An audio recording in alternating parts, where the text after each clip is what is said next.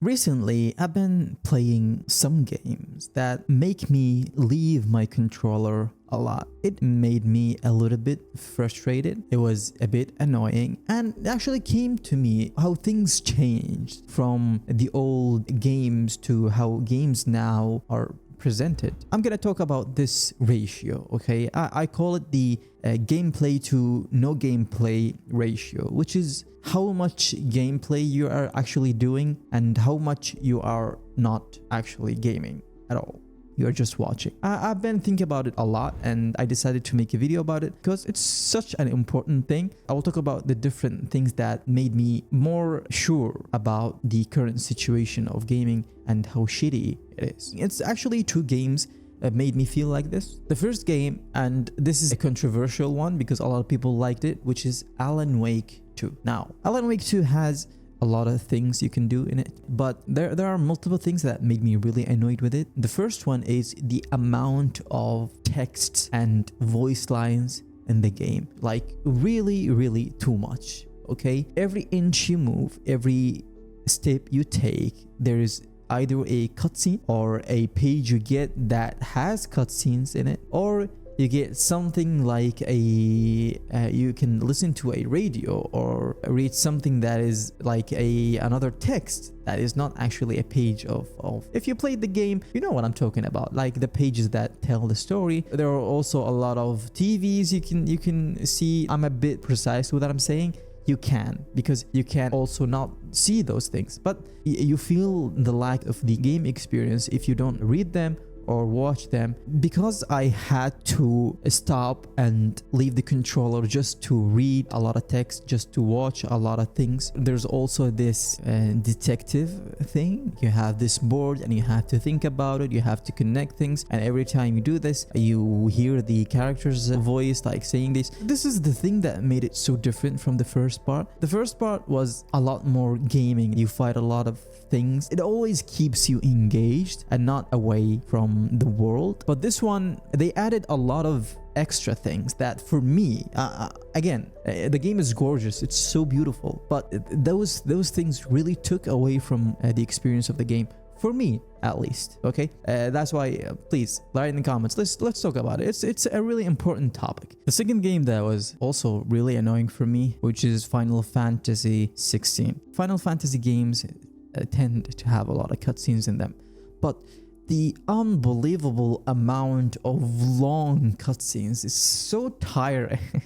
And believe me guys, believe me when I say this, my monitor turned off because of the lack of movements, and my controller, I would just leave it on the desk because I can't do anything. I have to sit and watch stuff. That is the problem. This ratio, if you say that the ratio of gameplay to no gameplay, if it's closer to 1, there's a lot more gameplay to those things that make you not play the game, and Final Fantasy is in the opposite one, closer to 0. So many unbelievably cutscenes and conversations, and it's like if it was presented as a movie, that would have been a lot better. I can't even emphasize this more than what it is, and if you played the game, you know what I'm talking about. There are a lot of balanced games that I liked, and one of them of course is Silent Hill. Silent Hill 2 remake was so beautiful, made to the point that it doesn't bore you, okay?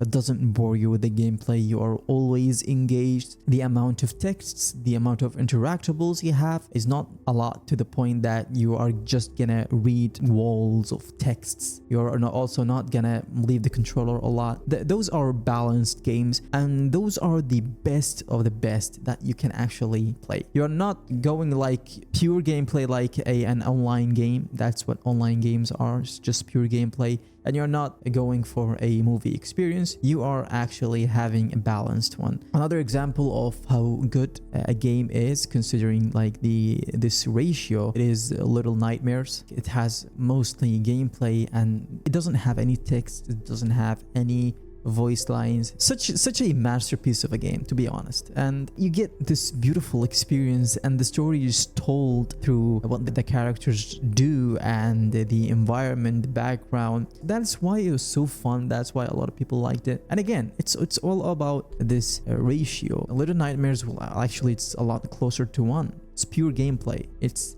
unbelievably beautiful. One of my colleagues at my workplace turned out to be a gamer, but he is a classic gamer. He likes old school games. He plays the classic Tomb Raider, the classic Ninja Gaiden. And I asked him, why do you play those games? And he told me he played some of the newer ones, the newer games. He didn't like it that he would drop the controller a lot. Old school games tend to have this pure gameplay thing. That's why it's so fun. That's why it's so fun for us when we were kids. We liked to play. We didn't care that much about the story, but because the games were designed so that you actually get the story through the gameplay, not through text, not through movies, cutscenes and stuff, that's why we actually got to know the story, as well as having a really beautiful and complete experience of the game. Another example for this is Call of Duty. The OG Call of Duties, Call of Duty 4, Call of Duty, even the old ones. It's just gameplay. Like you play,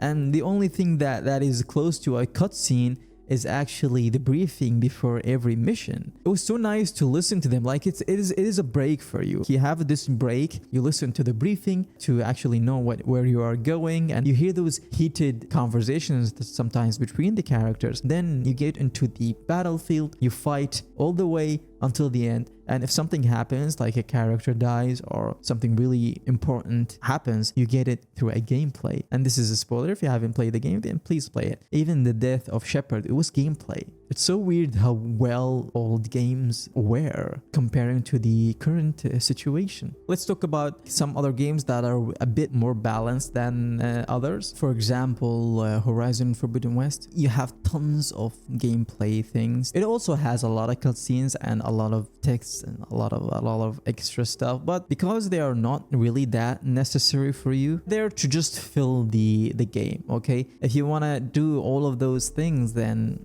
well, you can do that.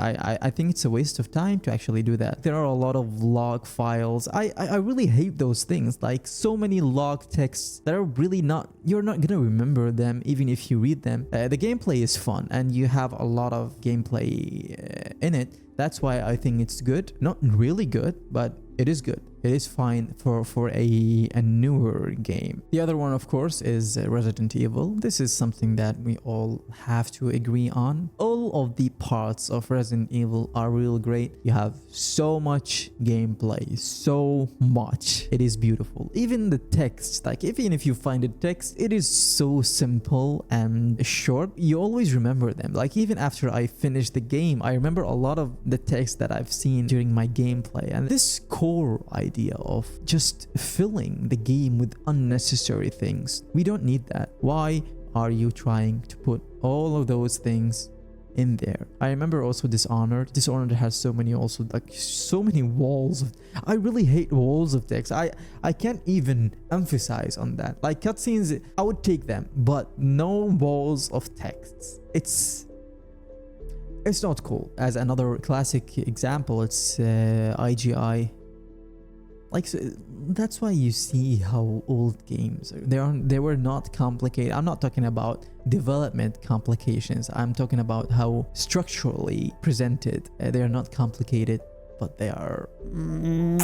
We all agree that there are a lot of unnecessary things, but it's just like some kind of a protocol now that they have to put, and cutscenes are one part of it, texts are another part of it. I'm not talking about those games where they are really so story focused that they need a lot of cutscenes, but even those. For example, think about What Remains of Edith Finch. It's an indie game. It's just a story, like it wants to tell a story, but you have a lot of gameplay in it. You can do this. You can present the story, present the characters, present even like so important parts of the game. You can do that in the gameplay. You don't need a cutscene to show the death of a character or an important event that happens. You really don't need that. You just need a good and well put gameplay. I hope people just go back to old games and learn from them. I'm sure they are not going to do that, but I really hope so. Companies should go back and see how it was done.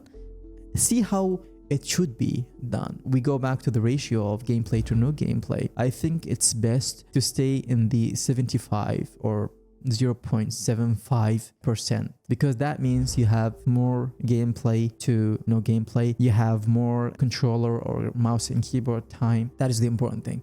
If it is 50 or below 50, then you're taking a lot of the experience. You're making people bored. That's the thing. You're making people bored from the game. We go back from work, we are tired, and we want something that will make us have fun. If you want to have fun without a controller or a mouse and keyboard, we can watch a movie. We don't want that. We want to play a game. That is why we want something that will keep us engaged. I'm actually done. I don't have anything else to say about this topic, but what I have is for you to tell me about your opinion. What is the ratio you think is great for games? Or do you think it is not necessary and all of this is just me blabbering shit and it's actually not true? I want to hear your opinions about it. Tell me in the comments. Let's have a beautiful conversation about this. I think it's a beautiful topic. I really think so. Even though my small voice might actually not reach people, nobody is gonna listen to it. But even so, I hope a lot of people can talk about it even more to make studios, developers have notes of this and give us the experience we want as gamers. Thank you so much for being here, and I will see you in another video. Bye-bye.